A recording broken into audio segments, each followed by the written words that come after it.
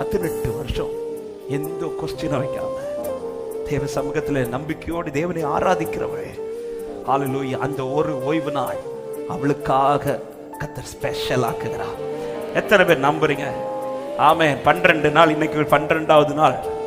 இத்தனை நாள் எனக்கு ஸ்பெஷல் ஆகல, இனி உள்ள நாட்கள் ஒரு நாள் எனக்குன்னு ஸ்பெஷல் ஆக்க போறார்.